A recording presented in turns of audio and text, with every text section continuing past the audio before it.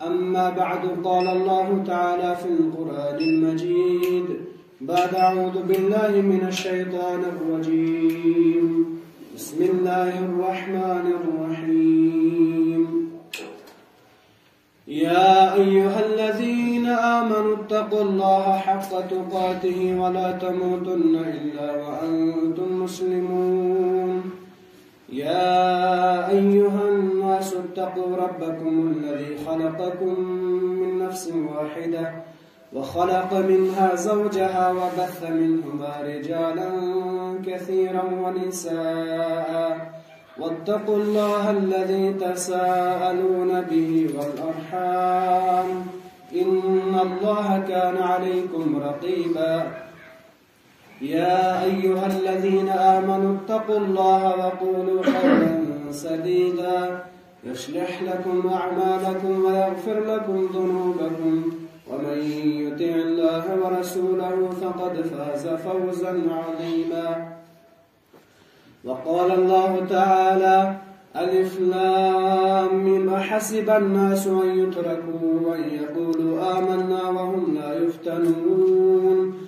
ولقد فتنا الذين من قبلهم فليعلمن الله الذين صدقوا وليعلمن الكاذبين أما بعد فإن أحسن كلام الله وخير الهدي هدي محمد صلى الله عليه وسلم وشر الأمور محدثاتها وكل محدثة بدعة وكل بدعة ضلالة وكل ضلالة في النار اللهم صل على محمد وعلى آل محمد كما صليت على إبراهيم وعلى آل إبراهيم إنك حميد مجيد اللهم بارك على محمد وعلى آل محمد كما باركت على إبراهيم وعلى آل إبراهيم إنك حميد مجيد اللهم اجعل القرآن العظيم ربيع قلوبنا ونور أبصارنا وشفاء صدورنا وجلاء أحزاننا وذهاب همومنا وغمومنا اللهم نور قلوبنا بنور القرآن وزين أخلاقنا بزينة القرآن واهدنا بهداية القرآن واشفنا بشفاء القرآن آمين يا رب العالمين تمام قسم کی تعریفات اللہ رب العزت کے لیے کہ جس رب کائنات نے ہمیں اس عظیم مجلس میں جمع ہونے کی توفیق عطا فرمائی اور بے انتہا درود و سلام ہو نبی محترم صلی اللہ علیہ وسلم پر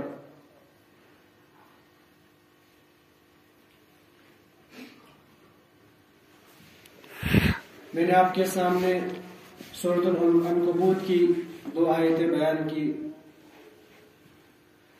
جو آیتیں اس موضوع سے تعلق رکھتی ہیں کہ ایک انسان دنیا میں آتا ہے اس آیت سے اللہ تعالیٰ نے یہ ثابت کیا کہ ہر کسی انسان کو دنیا میں فتنوں کا آزمائشوں کا سامنا کرنا ہے اسی حوالے سے اسی موضوع کے متعلق فتنوں کے متعلق کچھ کلمات جو میں آپ کے سامنے کہوں گا اللہ تعالیٰ سے دعا ہے کہ اللہ تعالیٰ حق کہنے کی توفیق عطا فرمائے آمین اور پھر اس پر عمل کرنے کی توفیق عطا فرمائے آمین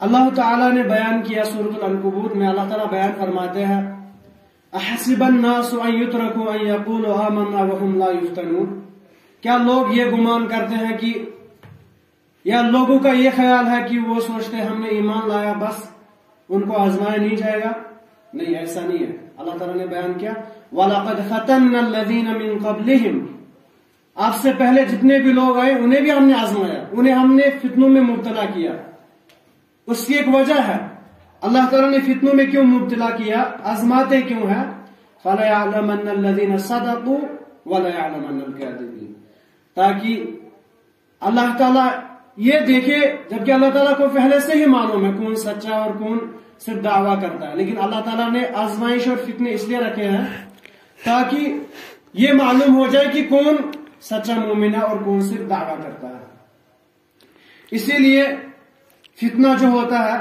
فتنے کی جب ہم تعریف دیکھتے ہیں، ہماری زبانوں میں تو عام خاص ہم جب فتنے کی تعریف کرتے ہیں ہمیں لگتا ہے فتنہ یہ ہے کہ ایک آدمی کسی آدمی کو گالی دے، یا دو آدمی آپس میں لڑ پڑے، وہی فتنہ ہے، یا کچھ اختلاف پیدا کرے، وہی فتنہ ہے۔ یہ بھی ایک قسم کا فتنہ ہے، لیکن قرآن و سنت میں اس کا بہت وسیع معنی ہے، اور معنوں میں بھی فتنہ استعمال ہوا۔ لغتاً فتن یفتن فتنتاً آزمانے کے معنی میں بھی ہوتا ہے، جیسے کہ ابن منظور رحمہ اللہ اپنی کتاب میں لکھتے ہیں اس کی تعریف کی، ادخال الذهب والفضة في النار، یعنی سونا یا چاندی کو آگ میں داخل کرنا، اس لیے تاکہ ہم دیکھیں کیا یہ سچ میں سونا ہے یا کھرا سونا ہے، اس میں کچھ ملاوٹ تو نہیں ہے۔ یہی ہے فتنے کا معنی۔ اسی طرح سے انسان کو بھی آزمایا جاتا ہے تاکہ یہ دیکھا جائے کہ یہ سچ میں مومن ہے یا بس ملاوٹی ہے، صرف کہتا ہے۔ اسی طرح سے شریعت میں جب اس کا معنی ہم دیکھتے ہیں، عمومی طور پر ہم کہہ سکتے ہیں فتنہ یہ ہے کہ ہماری زندگی میں ہمارے دین کے لیے فتنہ ہر وہ چیز ہے جو ہمیں عبادت سے روک دے، یا فتنہ ہر وہ چیز ہے جو ہماری عبادت کی رفتار کو کم کرے۔ ہم جس طرح سے عبادت کرتے تھے اس انداز سے ہم عبادت نہ کر پائے کسی چیز کی وجہ سے، وہی چیز ہمارے لیے فتنہ ہے۔ جب ہم عمومی طور اس کی نظر دوڑاتے ہیں، اس کے 3 ابواب ہیں، اس طرح سے سمجھ میں آئے گا۔ پہلی بات یہ ہے کہ الحیات کلھا فتنہ، ساری زندگی ایک انسان کے لیے آزمائش ہوتی ہے۔ انسان کو اللہ تعالیٰ زندگی دیتا ہے، وہ ساری زندگی ہی اس کے لیے فتنہ ہوتی ہے۔ اللہ تعالیٰ نے بیان کیا سورۃ الملک میں، الذی خلق الموت والحیات لیبلوکم ایکم احسن عملا۔ اللہ تعالیٰ نے زندگی اور موت کو پیدا کیا ہے تاکہ اللہ تعالیٰ آزمائے، آپ کو فتنے میں مبتلا کرے، آزمائے کہ کون اچھا عمل کرتا ہے۔ تو انسان کی ساری زندگی اس کے لیے فتنہ ہے۔ اسی طرح سے اللہ تعالیٰ بیان کرتے ہیں وَنَبْلُوكُمْ بِالشَّرِّ وَالْخَيْرِ فِتْنَةً، یعنی آپ کی زندگی میں جو بھی خیر آتا ہے، جو بھی آپ کو اچھائی حاصل ہوتی ہے، وہ بھی آپ کے لیے فتنہ ہے، اور آپ کی زندگی میں جو بھی شر حاصل ہوتا ہے، جو برائی حاصل ہوتی ہے، وہ فتنہ ہے۔ انسان شاید یہ سوچتا ہے کہ اگر مجھے برائی آئی، کوئی مصیبت میرے سامنے آئی، میں کسی مصیبت میں مبتلا ہو گیا، یہی شاید میرے لیے فتنہ ہے، یہی شاید میرے لیے آزمائش ہے۔ نہیں، وَنَبْلُوكُمْ بِالشَّرِّ وَالْخَيْرِ فِتْنَةً، چاہے آپ کو خوشی ہی ملے، چاہے آپ کو کوئی نعمت ہی ملے، وہ بھی آپ کے لیے ایک فتنہ ہے، وہ بھی آپ کے لیے ایک آزمائش ہے۔ ایسا نہ ہو کہ انسان یہ سوچے کہ مجھے خیر حاصل ہوا تو میں فتنے میں نہیں ہوں، میں آزمائش میں نہیں ہوں، نہیں، وہ بھی آزمائش ہے۔ اسی لیے ایک انسان جب بہت زیادہ مالدار ہوتا ہے، اس کے لیے، وہ غریب کے لیے یا فقیر کے لیے فتنہ ہوتا ہے۔ اگر ایک انسان کے پاس کچھ بھی نہیں ہے، وہ امیر کے لیے فتنہ ہوتا ہے۔ ذرا جس کے پاس پیسے ہیں وہ کیا سوچتا ہے غریب کے بارے میں؟ کہیں وہ یہ تو نہیں سوچتا یہ کچھ نہیں ہے، اس کی کوئی وقت ہی نہیں ہے۔ اسی طرح سے ایک آدمی کا پاس علم ہے، اللہ تعالیٰ اس کو آزماتے ہیں علم کے ذریعے سے، یا اس کو آزماتے ہیں جو اس کے مقابلے میں جاہل ہوتا ہے اس کے ذریعے سے۔ یعنی ایک جاہل عالم کے لیے فتنہ ہے، اور عالم جاہل کے لیے فتنہ ہے، آزمائش ہے۔ اس لیے انسان پوری زندگی میں یہ خیال رکھے کہ میری زندگی کا ہر موڑ، میں جہاں پر بھی جاؤں، ہر لمحہ، ہر معاملہ میرے لیے آزمائش ہے، میرے لیے فتنہ ہے۔ اب وہ کس طرح سے زندگی گزارے گا؟ اگر وہ اس تناظر میں اپنی زندگی گزارتا ہے، وہ یہ خیال رکھ کر اپنا قدم بڑھاتا ہے کہ اگر میں اچھا حاصل ہو، برا حاصل ہو، وہ میرے لیے فتنہ ہے، آزمائش ہے، مجھے وہاں پر کیا کرنا ہے؟ اگر مجھے کوئی خوشی بھی حاصل ہو گئی، اللہ کے نبی علیہ السلام نے بیان کیا مومن کی صفت یہ ہے کہ اگر اسے خوشی حاصل ہوتی ہے تو شکر کرتا ہے، اللہ تعالیٰ اس شکر میں اس کو اور زیادہ دیتا ہے۔ اگر اسے خوشی حاصل ہوئی، شکر کے باوجود وہ یعنی قناعت نہیں کرتا، شکر کے باوجود وہ اور زیادہ حاصل کرنے کی تمنا میں رہتا ہے، پھر بھی ناشکری کرتا ہے، تو اس کے ذریعے سے اللہ تعالیٰ اس کو آزماتے ہیں۔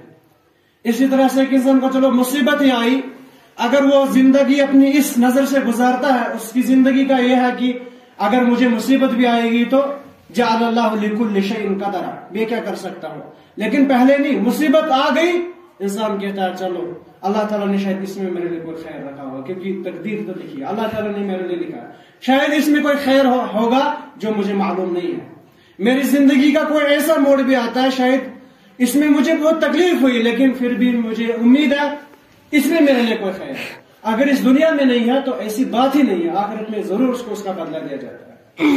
اللہ کے نبی علیہ السلام نے بیان کیا جب اللہ تعالیٰ کسی بندے کو آخرت میں کوئی بلند درجہ دینا چاہتے ہیں لیکن وہ اس طرح کے اعمال نہیں کر پاتا کہ وہ جنت کا وہ درجہ حاصل کر سکے تو اللہ تعالیٰ اسے فتنوں میں مبتلا، آزمائشوں میں مبتلا کرتے ہیں، پھر وہ ان کے ذریعے سے اس درجے تک پہنچ جاتا ہے۔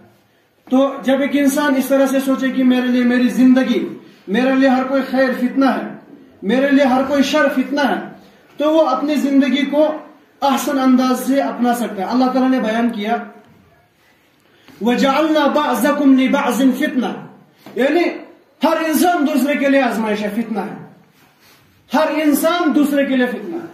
آپس میں اللہ تعالیٰ نے بیان کیا ہم نے آپ لوگوں کو آپس میں فتنہ بنایا ہے، یعنی جس طرح سے میں نے کہا کہ ایک فقیر امیر کے لیے فتنہ ہے، ایک مالدار غریب کے لیے فتنہ ہے، علم والا جاہل کے لیے فتنہ ہے، ایک سیدھا ہٹا کٹا انسان اس آدمی کے لیے آزمائش ہے جو بیچارہ کمزور ہے۔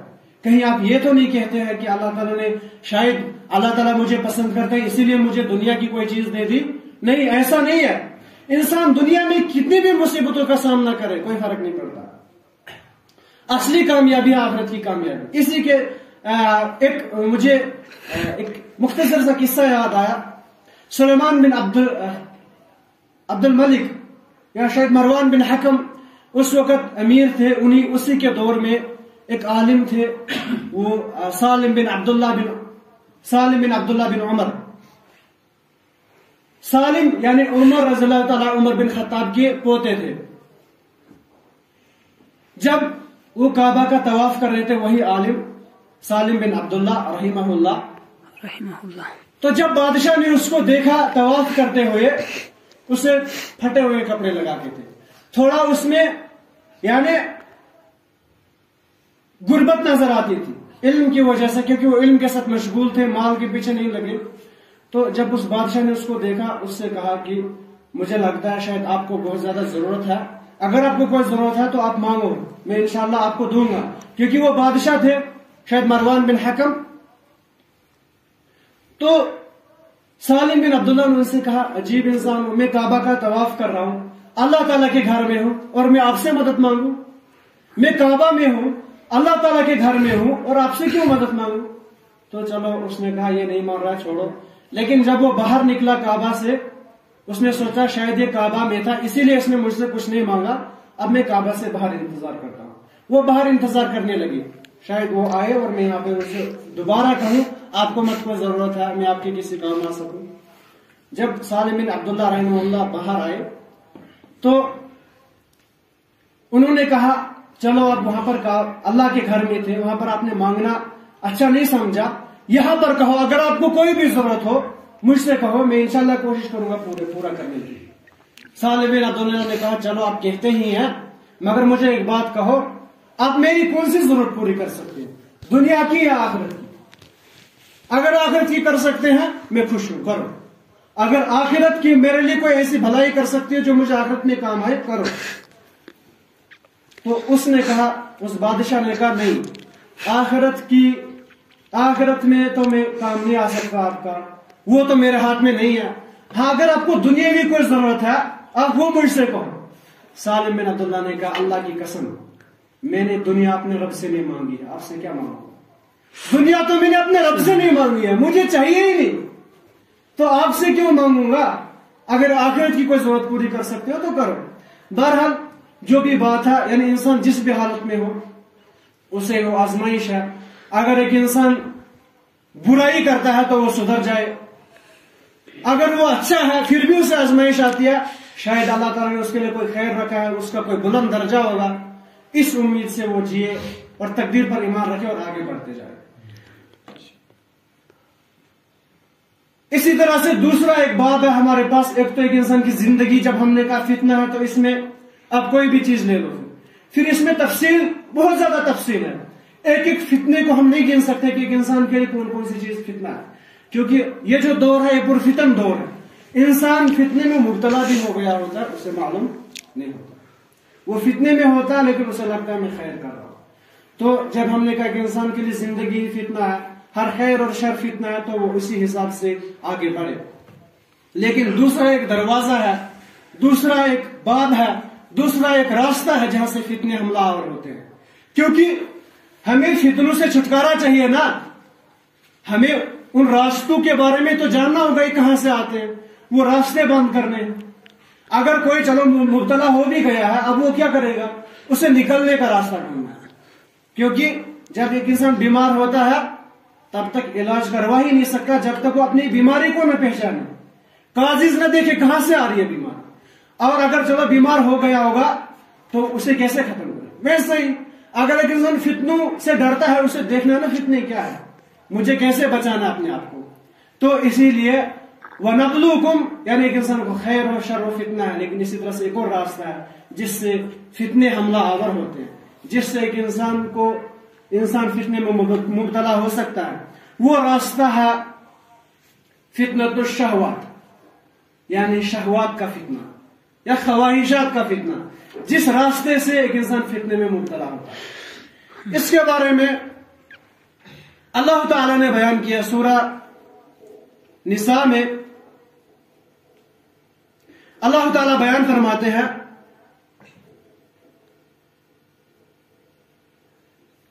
زُيِّنَ لِلنَّاسِ حُبُّ الشَّهَوَاتِ مِنَ النِّسَاءِ وَالْبَنِينَ. اللہ تعالیٰ نے لوگوں کے لیے مزین کر دیا ہے عورتوں کی خواہش، والبنین اولاد کی خواہش، والقناطیر المقنطرۃ من الذهب والفضہ یعنی ایک انسان کو خواہش ہوتی ہے کہ اسے سونے کا ڈھیر ہو، چاندی کا ڈھیر ہو، والخیل المسومہ یا مال و مویشی ہو، گھوڑے ہو، والانعام والحرث.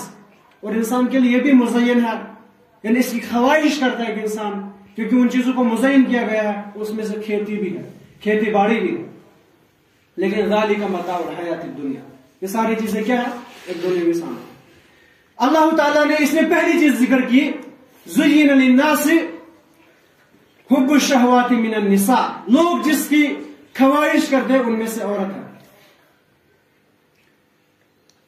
اللہ کے نبی علیہ السلام نے بیان کیا، جب ہم ایک تناظر سے دیکھتے ہیں، اللہ کے نبی نے کہا صلی اللہ علیہ وسلم الدنیا متاع، دنیا تو بس ایک فائدہ اٹھانے والی چیز ہے، سامان ہے، فائدہ اٹھا سکتے ہیں. وَخَيْرُ مَتَاعِ الدُّنْيَا الْمَرْأَةُ الصَّالِحَةُ، اور اس دنیا میں سب سے قیمتی اور بہترین سامان جو ہے وہ نیک عورت ہے، وہ نیک بیوی ہے.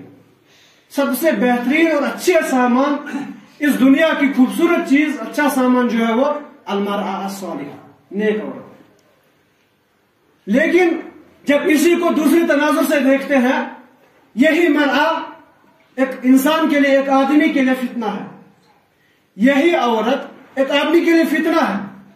اللہ کے نبی علیہ السلام نے بیان کیا صلی اللہ علیہ وسلم، فرماتے ہیں ما ترکت بعدی فتنة اضر علی الرجال من النساء، میں نے اپنے بعد اپنی امتیوں کے لیے کوئی اتنا مشکل یا سخت فتنہ نہیں چھوڑا جتنا مشکل عورتوں کا فتنہ ہے. یعنی ایک انسان کے لیے عورت بہت بڑا فتنہ ہے، اپنی ذات کے لحاظ سے نہیں بلکہ دوسرے کے لیے. جیسے ایک انسان کے پاس مال ہے، اس کا وہ مال فتنہ نہیں ہے، لیکن دوسرے کے مقابلے میں عورت ذات کے لحاظ سے فتنہ نہیں ہے، لیکن جب مردوں کے مقابلے میں مردوں کے لیے عورت فتنہ. ورنہ اس سے عورت کے بارے میں اللہ کے نبی نے کہا خیر متاع الدنیا المرأة الصالحہ، نیک بیوی تو آپ کے لیے بہترین سامان ہے، بہت ہی اچھی چیز ہے، آپ جس کی خواہش کرتے ہیں کوئی بات نہیں. لیکن یہی عورت اگر ایک انسان کے دین میں رکاوٹ بن جائے، چاہے وہ بیوی کی شکل میں ہو، بہن کی شکل میں ہو، بیٹی کی شکل میں ہو، ماں کی شکل میں ہو، تو یہی ایک انسان کے لیے وہ فتنہ بن جاتا ہے جو اس کی زندگی کا سب سے سخت فتنہ ہوتا ہے. اسی لیے اس فتنے سے بہت ہی کم لوگ بچ پائے ہیں. بہت مرتبہ ایسا بھی ہوا ہے جانا پہچانا آدمی بھی اس میں مبتلا ہو گیا، سب کچھ جان بوجھ کر۔ اسی لیے انسان کو دونوں پہلو سامنے رکھنے ہوتے ہیں، ایک حساب ایک پہلو سے خیر ہے اور دوسرے پہلو سے شر بھی ہے۔ تو اسی طرح سے دوسری چیز اللہ تعالیٰ نے اس آیت کریمہ میں بیان فرمائی، فرمایا اللہ تعالیٰ نے زُيِّنَ لِلنَّاسِ حُبُّ الشَّهَوَاتِ مِنَ النِّسَاءِ وَالْبَنِينَ، اولاد اس کی بھی لوگ خواہش کرتے ہیں، اس سے بھی لوگوں کے لیے مزین کیا گیا۔ اولاد ایک عظیم نعمت ہے، اگر نعمت نہ ہوتی زکریا علیہ السلام بڑھاپے کی عمر میں چھپ چھپ کے دعا کرتے ہیں، رب هب لي من لدنك ذرية طيبة، اے رب مجھے نیک اولاد عطا کر، نیک ذریت عطا کر۔ وہ چھپ چھپ کے دعا اس لیے کرتے تھے، اللہ تعالیٰ نے اس کا تذکرہ کیا، اذ نادى ربه نداء خفيا، چھپ چھپ کے اللہ تعالیٰ سے دعا کی، کیونکہ بڑھاپے کی عمر کوئی نے دیکھ لی، آج بھی اولاد مانگ رہا۔ تو اللہ تعالیٰ نے اسے اولاد کی، یعنی اولاد ایک عظیم نعمت ہے، عظیم نعمت ہے اولاد۔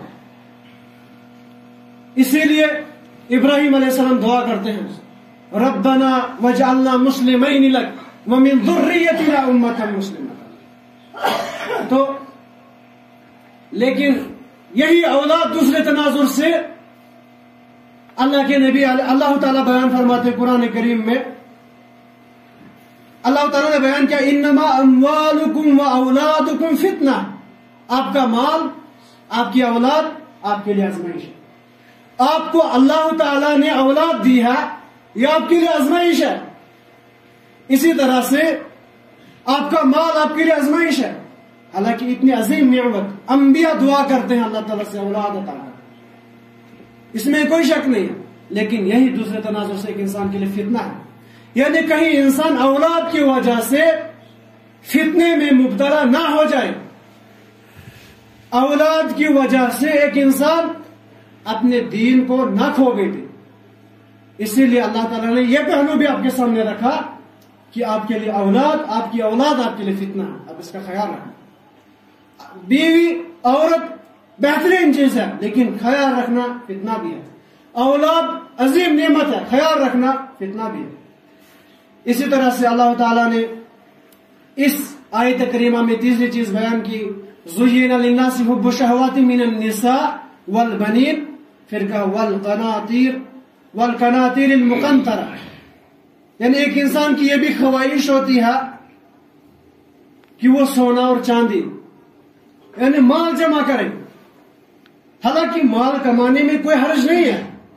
اللہ تعالیٰ نے بیان کیا اسی مال کے بارے میں، بیوقوفوں کے ہاتھوں میں، جن کو عقل نہیں ہے ان کے ہاتھوں میں مال مت دیا کرو، کیونکہ یہ مال ایسی چیز ہے التی جعل اللہ لکم قیاما، یہ تو آپ کی زندگی کا زندہ رہنے کا ایک ذریعہ ہے، آپ تو اسی کے ذریعے سے زندگی گزارتے ہیں، مال کمانے میں کوئی حرج نہیں ہے۔ لیکن اللہ تعالیٰ نے دوسرا پہلو اس کا بیان کیا جو پچھلی آیت میں ابھی گزرا، انما اموالکم و اولادکم فتنہ، آپ مال کے ذریعے سے آزمائے جائیں گے۔ وَلَنَبْلُوَنَّكُمْ بِشَيْءٍ مِّنَ الْخَوْفِ وَالْجُوعِ وَنَقْصٍ مِّنَ الْأَمْوَالِ وَالْأَنفُسِ وَالثَّمَرَاتِ، آپ کو کبھی مال زیادہ دیا جائے گا اور کم بھی کیا جائے گا۔ آپ کو جب مال زیادہ ہوگا وہ بھی آپ کے لیے آزمائش ہے، اگر کم ہوگا وہ بھی آپ کے لیے آزمائش ہے۔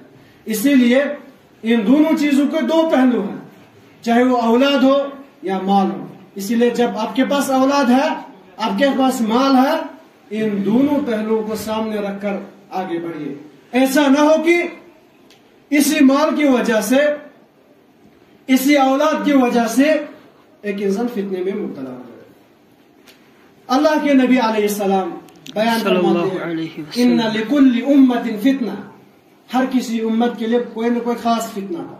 فتنے تو بہت ہو سکتے ہیں، لیکن اللہ کے نبی نے کہا علیہ السلام ان لکل امت فتنہ، ہر کسی امت کے لیے کوئی نہ کوئی چیز ایک خاص فتنہ تھی جس سے وہ آزمائے گئے۔ اللہ کے نبی صلی اللہ علیہ وسلم فرماتے ہیں وَفِتْنَةُ أُمَّتِي الْمَالُ، میری امت کے لیے جو بڑا فتنہ ہے جس کے ذریعے سے وہ آزمائے جائیں گے وہ مال ہے. اسی لیے ایک انسان کو دیکھنا ہے کہ میرے پاس مال ہے، اس کو میں کس طرح سے خرچ کروں. اس مال کے آنے کی وجہ سے میں کہیں اپنے دین کو نہیں دھو رہا ہوں، اس مال کی وجہ سے میں کسی پر ظلم تو نہیں کر رہا ہوں، مال کو زیادہ ہونے کی وجہ سے کسی کا حق تو نہیں کھا رہا ہوں. تو یہ ساری چیزیں ایک انسان کو دیکھنا ہے. اصل میں یہ آپ کو میں ان فتنوں کے دروازوں کا تعارف بتا رہا ہوں، کیونکہ ہمیں اس پرفتن دور میں اپنے آپ کو فتنوں سے بچانا ہے. اسی لیے بچانے کے لیے ضروری ہے کہ ہم وہ فتنے جہاں سے آتے ہیں وہ راستے معلوم کریں، اور انہی راستوں میں سے یہ شہوات خواہشات کے فتنے ہیں، اور انہی خواہشات شہوات جن کے انسان خواہش کرتا ہے انہی میں سے عورت ہے، انہی میں سے اولاد ہے، انہی میں سے مال ہے. تو یہ ساری چیزیں ایک انسان کے لیے آزمانے کے لیے بنائی گئی ہے. یعنی ایک انسان کو پھر جیسے میں پہلے ہی وہ آیت بیان کر دی، چاہے آپ کو زندگی میں کوئی اچھی چیز حاصل ہو چاہے بری چیز حاصل ہو، خیر ہو یا شر ہو، آپ کو اس کے ذریعے سے آزمایا جائے گا. یعنی شارٹ میں آپ مختصراً کہہ سکتے ہیں الحیات کلھا فتنہ. آپ کی زندگی ہی آپ کے لیے ایک آزمائش ہے، آپ کی زندگی ہی آپ کے لیے ایک آزمائش ہے. تو جب ہم اس تفصیل میں جائیں گے کہ کس کس چیز کی ایک انسان خواہش کرتا ہے، تو اس کی بہت زیادہ تفصیل ہے، لیکن مختصر طور پر میں نے آپ کو ایک باب بتایا کہ ایک راستہ ہے جہاں سے فتنے آتے ہیں، وہ ہے شہوات کا، خواہشات کا. اس میں سے عورت، اولاد، مال، اور یعنی مال چاہے سونے چاندی کی صورت میں ہو یا اور کسی صورت میں، اس کا انسان حریص ہوتا ہے، خواہش مند ہوتا ہے، اور یہ ایک ذریعہ ہوتا ہے، اس کو کمانے میں کوئی حرج نہیں ہوتا.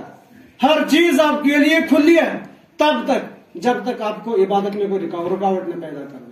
اگر یہی مال، یہی اولاد، یہی عورت اگر آپ کی عبادت میں رکاوٹ بنتی ہے، آپ کو دین سے روکتا ہے، تب آپ کے لیے فتنہ ہے، تب آپ کے لیے فتنہ ہے. ورنہ عمومی صورت میں آپ کو جتنا بھی مال ہو، حلال طریقے سے کمایا ہو، کوئی مسئلہ نہیں ہے. لیکن سود کھا کے، رشوت دے کے کھایا ہوگا، الراشی والمرتشی کلاہما فی النار. تو اس کی تفصیل میں جانے کی ضرورت نہیں ہے. یعنی جب بھی ہماری عبادت کی رفتار کو، ہماری عبادت میں یہ چیزیں رکاوٹ بن جائے، اس وقت ہی ہمارے لیے فتنہ بن جاتی ہے. اگر انہی چیزوں کی وجہ سے ایک انسان کی دین میں زیادتی ہوتی ہے، ایک انسان زیادہ دیندار بن جاتا ہے پیسوں کی ہی وجہ سے یا مال کی وجہ سے، یعنی اولاد کی وجہ سے انسان زیادہ دیندار بنتا ہے، یا نیک بیوی کی وجہ سے، تو یہی چیز آپ کے لیے خیر ہے. یہی چیزیں آپ کو جنت میں پہنچا سکتی ہے، اور یہی چیزیں آپ کو جہنم میں بھی پہنچا سکتے ہیں. اعاذنا اللہ منہا وایاکم. اللہ تعالی ہم سب کو جہنم سے بچائے. اسی طرح سے ایک اور باب ہے، ایک اور راستہ ہے جس سے انسان کو فتنے حملہ آور ہوتے ہیں، جہاں سے ایک انسان فتنے میں مبتلا ہو جائے گا، وہ ہے شبہات کا فتنہ. میں کیوں کہہ رہا ہوں یہ چیزیں؟ کیونکہ اور شبہات کا جو فتنہ ہے وہ زیادہ خطرناک ہے. شہوات کا فتنہ ایک انسان کو دکھتا ہے، ایک انسان معلوم کر سکتا ہے، لیکن جو شبہات ایک انسان میں پیدا ہوتے ہیں، اس میں ایک انسان کو پتہ نہیں ہوتا کہ میں کسی شبہ میں، کسی فتنے میں مبتلا ہوں. اسی لیے اللہ کے نبی صلی اللہ علیہ وسلم بادروا بالاعمال فتنا کقطاع اللیل المظلم. ان فتنوں کے آنے سے پہلے عمل کرنے میں جلدی کرنا، عمل کرنا، زیادہ سے زیادہ عمل کرنا. ان فتنوں کے آنے سے پہلے جو کیسے ہوں گے؟ اندھیری رات کے مانند ہوں گے، آپ کو کچھ بھی نہیں دکھے گا.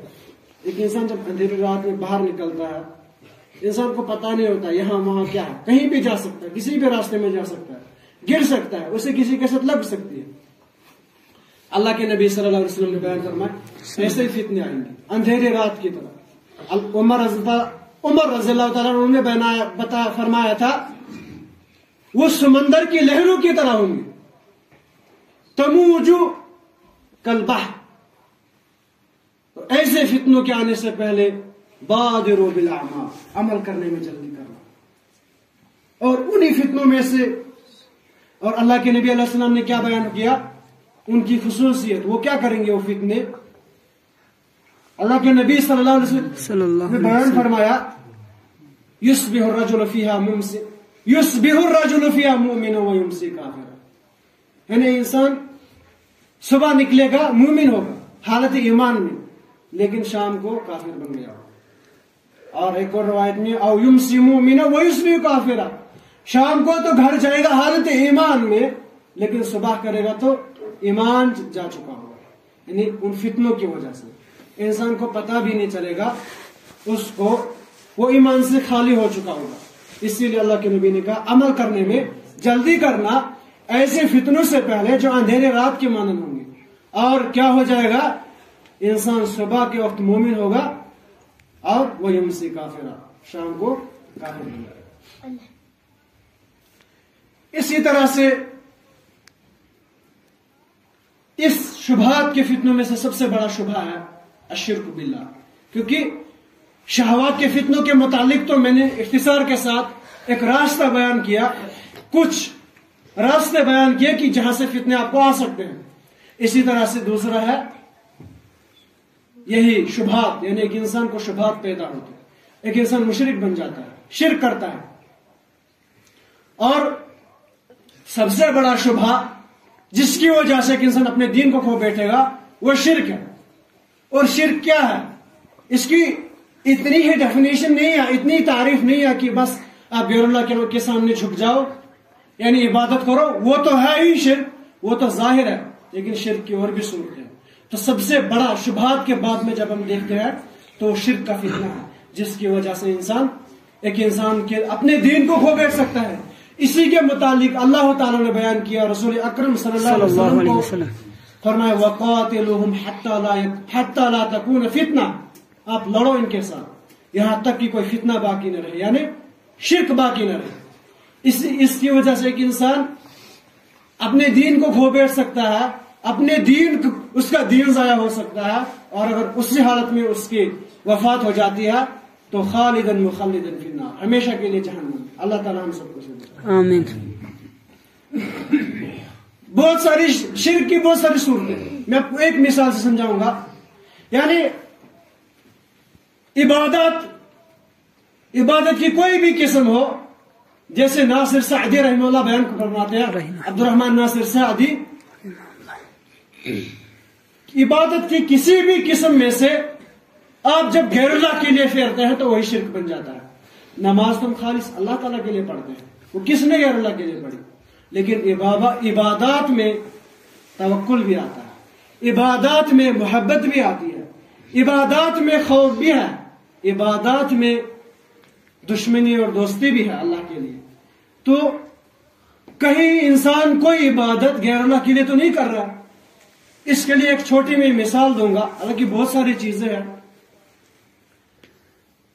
اللہ تعالیٰ نے بیان فرمایا افرأیت من اتخذ الہہ ہوا، اللہ کے نبی صلی اللہ علیہ وسلم کو کہا گیا اللہ کے نبی آپ دیکھتے ہیں اس آدمی کو جو اپنے خواہشات کو اپنا معبود بنا لیتا ہے، یا کیا کوئی خواہشات کو بھی معبود بناتا ہے؟ کیا آپ نے دیکھا اس آدمی کو جو اپنی ہی خواہشات کو معبود بنا دیتا ہے؟ جب اس کو نفس کہتا ہے یہ کریں گے، کیونکہ انسان کے اندر 3 طرح کے نفس ہوتے ہیں۔ ایک تو ہوتا ہے نفس امارہ، جو کہ انسان کو برائیوں کی طرف ابھارتا ہے۔ نفس امارہ جیسے کہ یوسف علیہ السلام نے، یا سورہ یوسف میں اللہ تعالیٰ نے اس چیز کا تذکرہ کیا، ان النفس لامارۃ بالسوء، نفس جو ہے یہ برائی کی طرف لے لیتا ہے۔ انسان کو یہ نہیں سوچنا چاہیے کہ شیطان ہی مجھے برائی کی طرف لیتا ہے۔ شیطان بھی تو ایک انسان برائی کی طرف کھینچتا ہے، لیکن ایک اور چیز ہے جو ایک انسان کو برائی کی طرف لیتا ہے۔ شیطان کو پہلے کس نے برائی کی طرف ابھارا؟ آج تو شیطان ہے، لیکن شیطان کو کس نے کہا کہ برائی کرو، سجدہ مت کرو آدم کو، فرشتوں کو، اللہ کی بات مت مانو؟ تو وہ ایک اور چیز ہے جو کہ انسان کو برائی کی طرف لیتی ہے، وہ ہے نفس امارہ، یعنی اپنی خواہش جس کے انسان اتباع کرتا ہے۔ شیطان بھی ہوتا ہے لیکن نفس بھی ایک انسان کو برائی کی طرف لیتا ہے۔ اسی طرح سے ایک اور نفس ہے جسے اللہ تعالیٰ نے بیان کیا سورہ قیامہ میں، نفس لوامہ، یعنی ایک انسان جب برائی کرتا ہے پھر خود ہی مطلب ملامت کرتا ہے میں نے کیوں کیا ہے، حالانکہ خود کی ہوتی ہے برائی، خود ہی کہتا ہے میں نے کیوں کیا ہے. کیوں؟ کیونکہ انسان کے اندر ایک اور نفس ہے جو اس کو ملامت کرتا ہے. اس کو ایک اور نفس ہے جس کا اللہ تعالیٰ نے بیان کیا سورۃ الفجر میں، نفس مطمئنہ، جسے اللہ تعالیٰ بیان کرے گا قیامت کے دن میری جنت میں داخل ہو جاؤ، ادخلی جنتی. تو یہ میں نے ضمن کہہ دی نفس کی 3 قسمیں، لیکن جو میں بات کہہ رہا تھا اللہ تعالیٰ نے بیان کیا، اے اللہ کے نبی کیا آپ نے دیکھا اس آدمی کو جو اپنی خواہش کو معبود بنا دیتا ہے، یعنی نفس امارہ کو معبود بنا دیتا ہے. جب جب اسے خواہش کہتی ہے یہ کریں گے تو وہ کرتا ہے.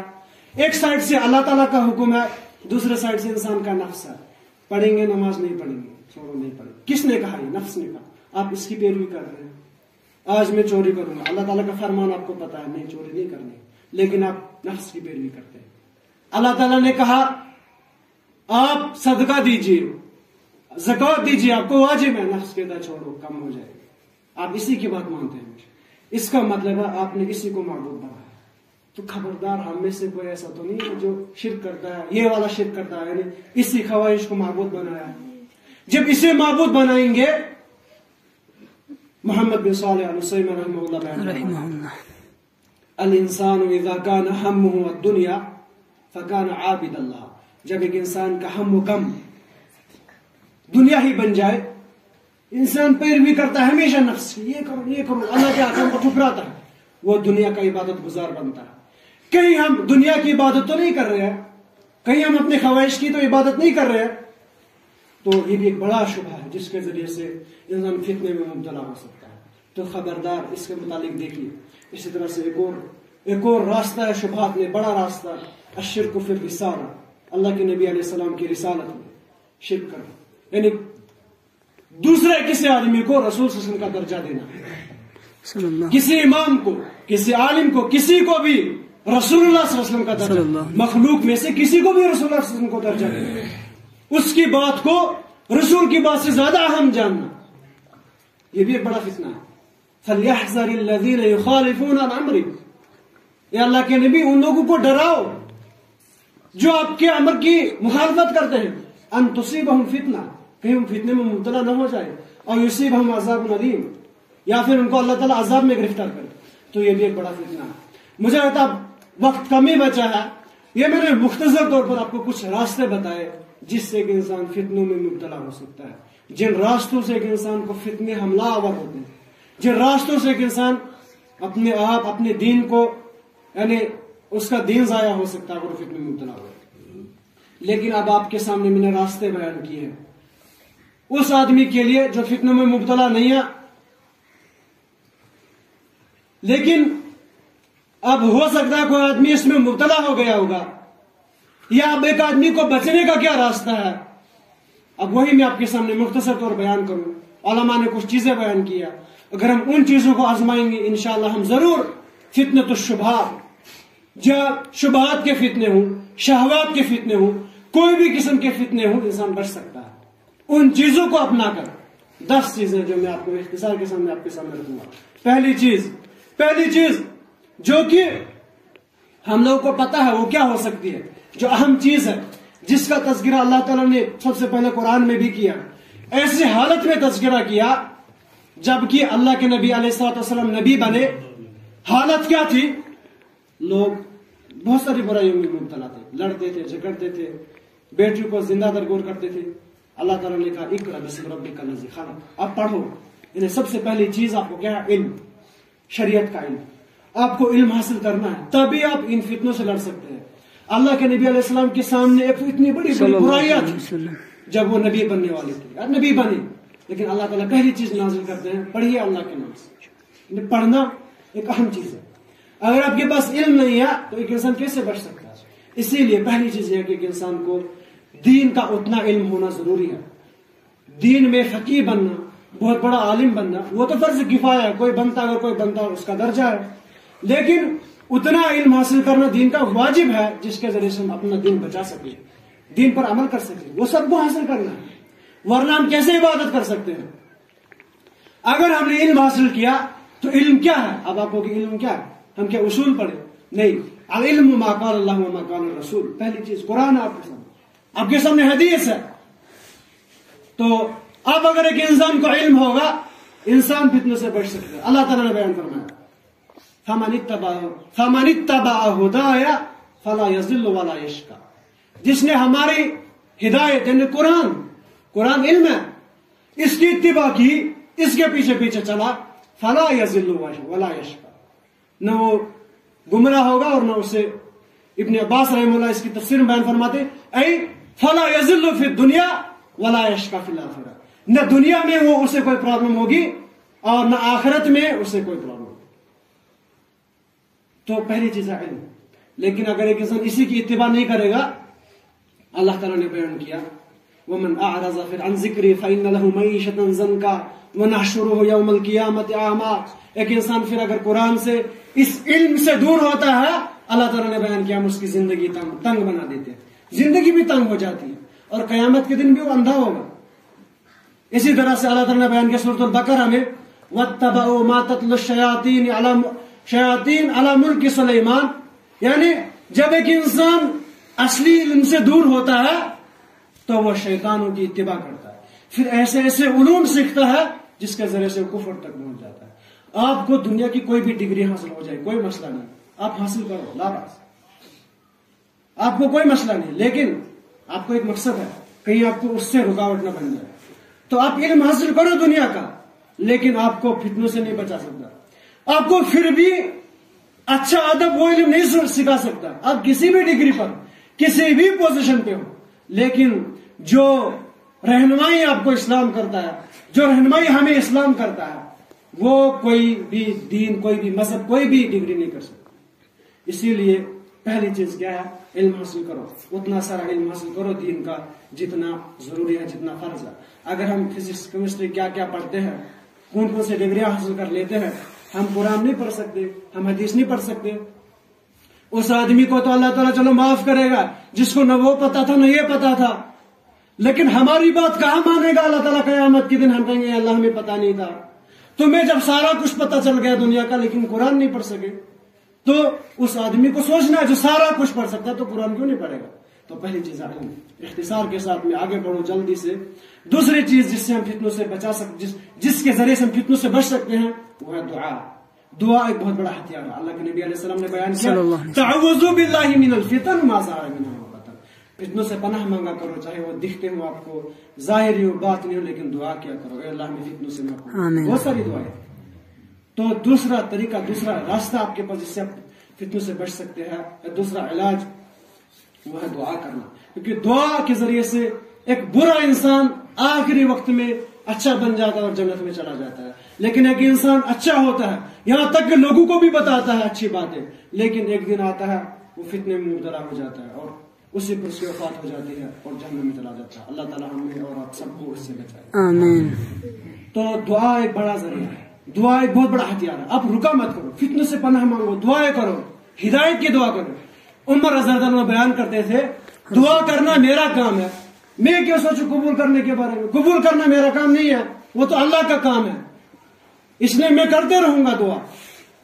وہ تو اللہ چاہے قبول کرے گا اور اگر نہیں بھی کرے گا اللہ کے نبی نے کہا آپ کو 3 فائدے اس کے. یا تو آپ کو آپ کی دعا قبول ہو جائے گی یا تو پھر آپ کی کوئی مصیبت دور ہو جائے گی یا تو پھر آخرت کے لیے آپ کو اس کا بدلہ دیا جائے گا. تو کیا مسئلہ ہے. تو دعا کیجیے.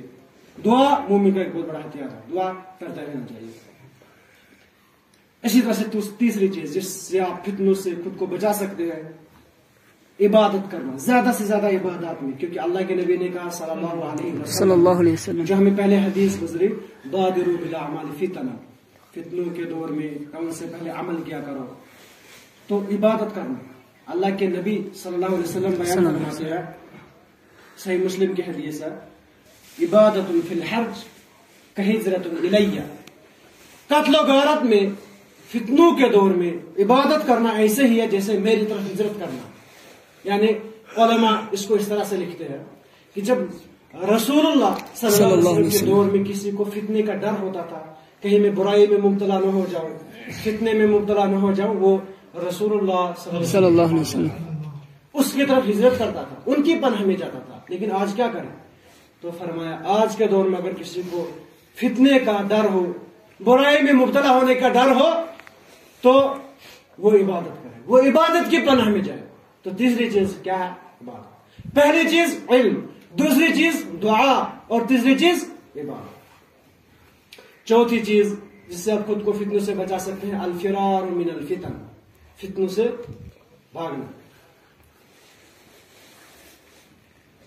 اگر آپ فتنوں سے نہیں بھاگیں گے، انسان کو پتہ نہیں ہوتا ہے. عمومی طور ہم کیا کرتے ہیں کہ ایک انسان کو اگر لگتا ہے نا وہ چیز بری ہے، ادھر مت جاؤ، روکتے ہیں لوگ، انسان پھر زیادہ زیادہ جاتا ہے. ذرا میں دیکھوں، مجھے نہیں کرنی ہے یہ چیز لیکن میں پھر بھی دیکھوں. ہوتا ہے ایسا. یعنی ایک انسان کو بولا جاتا ہے کہ اس چیز میں فتنہ ہے، آزمائش ہے، خبردار وہاں مت جانا. انسان بولتا ہے میں نہیں کروں گا لیکن میں جاؤں گا بس دیکھنے. لیکن خبردار، فتنوں سے بھاگنا چاہیے. اگر آپ کو فتنے اس طرف سے آ رہے ہیں، وہاں بھاگو. کیونکہ اللہ کے نبی علیہ السلام نے اسی دور کے بارے میں فرمایا تھا کہ من استشرفہا استشرفته. اگر آپ فتنوں کو جھانک کر دیکھنے جائیں گے نا ذرا کیا ہے، آپ اس میں مبتلا ہو جائیں گے. اسی لیے قریب جانے کی سوچنا بھی مت. اسی لیے فرمایا القائد فیہا خیر من الماشی. کھڑا آدمی، بیٹھا ہوا آدمی بہتر ہے ایسے دور میں چلنے والے سے. جو گھر میں ہے وہ بہتر ہے اس آدمی سے جو بازار میں ہے. کیوں؟ کیونکہ وہ فتنے میں مبتلا ہو جائے، اس کو زیادہ چانس ہے. اسی لیے بھاگنا فتنوں سے، جتنا ہو سکے بھاگنا ہے. اس کے بعد پانچویں چیز، یعنی ایک انسان نرمی اختیار کرے. نرمی اختیار کرے ہر کسی چیز میں. جب تک انسان میں نرمی ہوتی ہے اللہ تعالیٰ اس چیز کو بلند کرتے ہیں. اللہ کے نبی علیہ السلام نے بیان کیا ما کان الرفق فی شیء الا زانہ. جب تک آپ کسی چیز میں نرمی کرتے ہیں تو اللہ تعالیٰ اسے خوبصورت بناتے ہیں. تو سختی مت کیجیے کسی چیز میں، کیونکہ آپ کو فتنے سے بچنا ہے.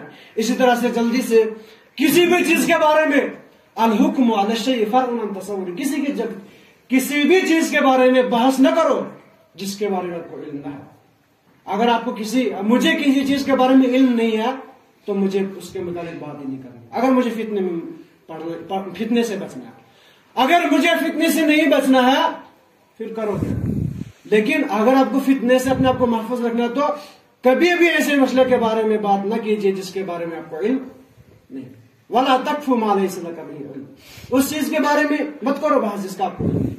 إِنَّ السَّمْعَ وَالْبَصَرَ وَالْفُؤَادَ كُلُّ أُولَئِكَ كَانَ عَنْهُ مسْئُولًا. آپ کی آنکھ، کان، ناک سب کو سوال کیا جائے گا. آپ مت کرو.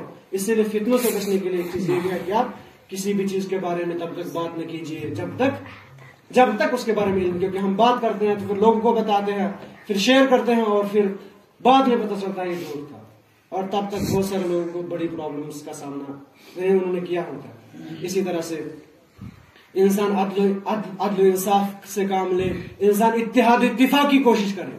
اتحاد و اتفاق کی کوشش کرے.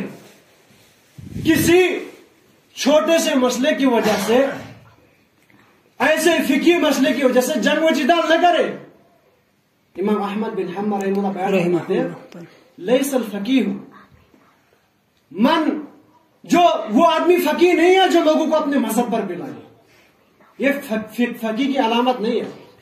تو آپ تک یہ نہیں ہے، اس لیے آپ کوشش کرو اتحاد کی، اتفاق کی. اختلافات مت پیدا کرو اپنے مسلمان بھائیوں. اس سے آپ فتنے میں مبتلا ہو سکتے ہیں. اسی طرح سے اپنی زبان کو روکنا، جسے میں نے کہا، یعنی کبھی کبھار انسان زیادہ سے زیادہ کوشش کرے خاموش رہنے کی. کیونکہ امام بخاری رحمہ اللہ ایک بات باندھتے ہیں، ان کا بات ایز اے قول بھی ہوتا ہے. فرماتے ہیں کہ ایک انسان بعض مرتبہ حق بات کو بھی روک سکتا ہے جب اسے لگے گا وہ خیر ہے. یعنی کوئی بات کہنی ہے مجھے، وہ سچ ہے، لیکن لوگ فتنے میں مبتلا نہ ہو جائے اسی لیے رک سکتے ہیں. ابھی ہم کبھی کبھار کہتے ہیں نا یہ عالم ہے ڈرپوک ہے، کچھ نہیں بولتے، پتہ نہیں یہ وہ بات نہیں. لیکن حکمت میں سے ہے آپ کبھی کبھار ایسی بات نہیں کہہ سکتے جو سچ بھی ہو لیکن اس سے اگر فتنہ ہوتا. اللہ کے نبی صلی اللہ علیہ وسلم نے بیان کیا تھا مجھے لگتا ہے کعبہ چھوٹا ہو گیا، اس کی دیواریں کمزور پڑ گئی. اگر مجھے یہ ڈر نہ ہوتا کہ لوگ فتنے میں مبتلا ہو جائے تو میں اس کعبہ کو اٹھاتا اور دوبارہ بناتا. لیکن ڈر تھا کہ لوگ فتنے میں مبتلا ہو جائے. ابو ہریرہ رضی اللہ تعالیٰ عنہ کے متعلق انہوں نے کچھ مرتبہ کچھ حدیثیں بیان نہیں کی تھی فتنوں کے لیے. تو یعنی ایک انسان دیکھے مجھے کہاں پر کیا بات کرنی. محل کے مکان کے لحاظ سے لوگوں کے لحاظ سے بات کرے. تو یہ چیزیں انسان میں ہوں، یہ حکمتیں ہوں. تو آخری چیز 10ویں چیز آپ کے سامنے میں نے 10 چیزیں رکھی، انشاءاللہ آپ انہیں یاد رکھیں گے. یہی ہمیں فتنے سے بچا سکتی ہے. یعنی کہ انسان علم حاصل کرے، انسان دعا کرے فتنوں سے بچنے کی، انسان عبادت کرے. ہوگی 3 چیزیں. انسان فتنوں سے بھاگے، انسان نرمی اختیار کرے، ایسی بات نہ کرے جس کا علم نہ ہو. انسان عدل و انصاف سے کام لے، انسان اتفاق سے کام لے، اور نیک لوگوں کی صحبت اختیار کرے. آخری چیز نیک لوگوں کی صحبت اختیار کرے. کیوں؟ اللہ کے نبی علیہ الصلوۃ صلی اللہ علیہ وسلم وَاصْبِرْ نَفْسَ، اللہ تعالیٰ نے سورۃ الکہف میں بیان کیا، وَاصْبِرْ نَفْسَكَ مَعَ الَّذِينَ يَدْعُونَ رَبَّهُمْ بِالْغَدَاةِ وَالْعَشِيِّ يُرِيدُونَ وَجْهَهُ. جو اللہ تعالیٰ کے لیے اللہ تعالیٰ کی رضا چاہتے ہیں، جو نیک ہے، خود کو ان کے ساتھ بٹھائیے. کس کو کہا جا رہا ہے؟ محمد الرسول اللہ صلی اللہ علیہ وسلم. تو ہماری کیا بات، ہمیں کتنی ضرورت ہے کہ ہم نیک لوگوں کے پاس بیٹھے، ان کی صحبت اختیار کریں. اسی لیے فتنوں سے بچنے کے لیے ضروری ہے کبھی کبھار مشورے لیتے جائیں نیک لوگوں سے، جو جانتے ہیں ان کے پاس جائیں، اپنے حالات پیش کریں.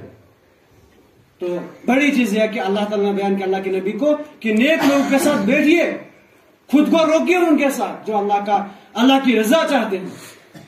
اور وَلَا تُطِعْ مَنْ أَغْفَلْنَا قَلْبَهُ عَنْ ذِكْرِنَا وَاتَّبَعَ هَوَاهُ. ایسے آدمی کی اتباع مت کیجیے، اس کو دوست بھی مت بنائیے جو ہمارے ذکر سے دور ہے، جو ہمارا ہے ہی نہیں، یعنی جو نیک نہیں ہے، جو ہمیں یاد نہیں کرتا.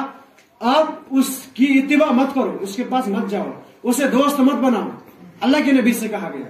کیوں؟ صلی اللہ علیہ وسلم. کیونکہ وہ اپنے نفس کی پیروی کرتا ہے. یہ بہت ہی بری بات ہے، کیونکہ اگر وہ اللہ کو ٹھکرا سکتا ہے، آپ مت سمجھے میرا ہمدرد. کیا ایک انسان اللہ کی بات کو ٹھکرائے گا، وہ کیا دوست کی بات مانے گا؟ جو انسان خواہش کی پیروی کرتا ہے وہ آپ کا قتل بھی کر سکتا ہے. اسی لیے وَاصْبِرْ نَفْسَكَ مَعَ الَّذِينَ يَدْعُونَ رَبَّهُمْ بِالْغَدَاةِ وَالْعَشِيِّ. نیک لوگوں کے ساتھ رہنے کی کوشش کیجیے، نیک صحبت اختیار کرنے کی کوشش کیجیے. یہ سب چیزیں میں نے آپ کے سامنے رکھی. تو سب سے پہلے ان تمام چیزوں کی ضرورت مجھے ہے. میں کوشش کرتا ہوں ان تمام چیزوں کو عملانے کی. اس کے بعد آپ لوگوں سے بھی گزارش کرتا ہوں کہ آپ لوگ بھی اس پر عمل کرنے کی کوشش کریں، اور جب سمجھ میں آ جائے، عمل کرنے لگ جائے تو دوسروں تک پہنچائیے بھی. اور اگر اس میں کچھ مصیبتیں بھی آئے تو صبر بھی کر لیجئے، کیونکہ یہی ایک انسان، اسی میں انسان کی کامیابی کا راز ہے.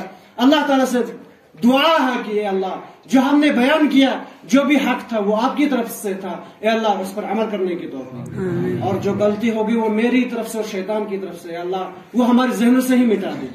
اے اللہ دعا ہے، اے اللہ ان تمام چیزوں پر عمل کرنے کی توفیق. آمین. اے رب جو بھی ہماری زندگی میں چھوٹی چھوٹی خطائیں ہوتے ہیں، اللہ وہ ہم سے معاف فرما. آمین. اے اللہ جو ہم میں سے کوئی بھی انسان کسی بھی فتنے میں مبتلا ہے، اے اللہ اسے اس فتنے سے نجات دے. آمین. اے اللہ اگر کسی انسان سے ان فتنوں کی وجہ سے برائیاں ہو گئی ہے، اے اللہ اسے وہ اس کے نامہ اعمال سے مٹا دے. آمین. اے اللہ ہمارے نامہ اعمال میں زیادتی کر دے. آمین. اے اللہ ہم سوال کرتے ہیں آپ سے، اللہ جو آدمی اس دنیا سے کسی بھی کلمہ توحید پر تھا، موحد تھا، اے اللہ اس کی چھوٹی چھوٹی گناہوں کی مغفرت فرما. آمین. اے اللہ جو بھی ہمارے والدین میں سے کوئی بھی دنیا سے گزر چکا ہو، اللہ تعالیٰ ان کے درجات بلند کرے.